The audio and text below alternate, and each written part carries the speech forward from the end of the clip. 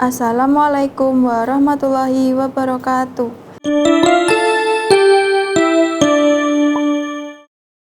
Selamat pagi anak-anak, bagaimana kabar kalian hari ini? Semoga dalam keadaan sehat dan tetap semangat belajar di rumah. Hari ini kita akan belajar mengenai pembelajaran tematik kelas 4, tema 5, pahlawanku. Subtema 2, pahlawanku kebanggaanku, muatan ilmu pengetahuan sosial. Materi tokoh sejarah pada masa Islam dan peninggalannya.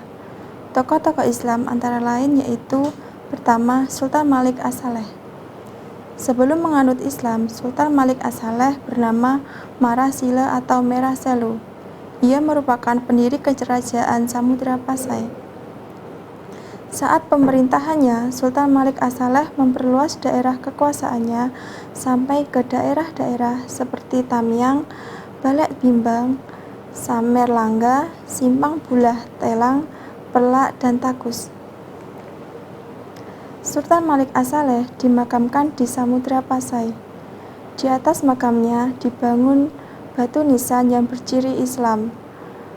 Batu nisan tersebut berangka tahun 635 Hijriah atau 1927 Masehi.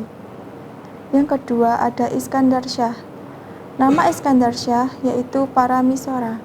Ia merupakan seorang pangeran dari Majapahit yang melarikan diri saat terjadi Perang Saudara. Perang tersebut dikenal dengan sebutan Perang Parengreng. Iskandar Shah memerintahkan pada 1396 sampai 1414. Iskandar Muda berhasil menjadikan Malaka sebagai kerajaan Islam. Bahkan ia berhasil menjadikan Malaka sebagai kerajaan penting di Selat Malaka. Kemudian yang ketiga ada Sultan Iskandar Muda. Sultan Iskandar Muda adalah sultan terbesar dalam masa Kesultanan Aceh. Masa kekuasaannya yaitu dari tahun 1607 hingga 1636. Sultan Iskandar Muda lahir di Aceh, Banda Aceh tahun 1593 dan wafat di Banda Aceh pada 27 September 1636. Sultan Iskandar Muda menggantikan kepemimpinan Sultan Alauddin Riayat Shah menjadi Raja Aceh.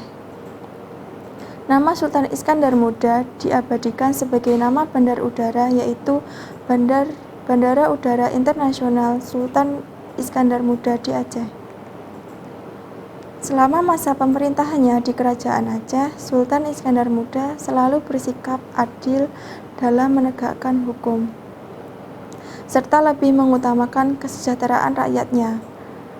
Beberapa perlawanan yang pernah dilakukan oleh Sultan Iskandar Muda yang pertama, merebut sejumlah pelabuhan penting di pesisir barat dan timur Sumatera dan pesisir barat Semenanjung Melayu. Yang kedua, menyerang kedudukan Portugis di Malaka dan kapal-kapalnya yang melalui Selat Malaka Aceh sempat memenangkan perang melawan armada Portugis di sekitar Pulau Bintan pada 1614. Kemudian yang ketiga, bekerja sama dengan EIC, Inggris, dan VOC Belanda untuk memperlemah pengaruh Portugis. Kemudian yang keempat ada Raden Patah. Raden Patah atau Jimbun merupakan pendiri Kesultanan Demak pada tahun 1478. Raden Patah merupakan anak Brawijaya Raden Majapahit. Ibunda seorang putri keturunan Campak atau perbatasan Kamboja dan Vietnam yang beragama Islam. Raden Patah meninggal pada tahun 1518. Ia meninggalkan dua orang putra yaitu Pangeran Seda Sekar Lepen dan Pangeran Trenggono. Ia juga meninggalkan dua orang menantu yaitu Pati Unus dan Fatahillah. Setelah Patah wafat, Pangeran Trenggono diangkat menjadi raja penggantikan Raden Patah. Di sini ada peninggalan masa kerajaan Islam yang saat ini masih kita jumpai. Yang pertama ada masjid, yang kedua kaligrafi, yang ketiga ada gambar keraton dan istana, kemudian yang keempat ada makam dan batu nisan, Yang kelima ada seni sastra, kemudian yang keenam ada perayaan keagamaan. Sikap kepahlawanan serta pengaruhnya bagi masyarakat. Banyak tokoh nasional yang berjasa bagi kita, salah satunya adalah Ki Hajar Dewantara. Beliau dijuluki Bapak Pendidikan Nasional karena jasanya dalam memajukan pendidikan di Indonesia. Berkat perjuangannya, pendidikan di Indonesia dapat berkembang. Di sini ada gambar Ki Hajar Dewantara.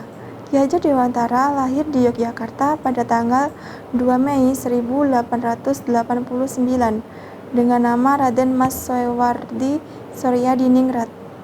Beliau berasal dari lingkungan keluarga Pakualam, putra dari GBH Soejardi-Ningrat dan cucu dari Pakualam III, dan dibesarkan di lingkungan keluarga keraton Yogyakarta. Ki Hajar Dewantara juga membuat semboyan yang terkenal sampai sekarang di dunia pendidikan, yaitu Engarso Sung Tulodo Ematnya Mangan Karso Tuturi Handayani.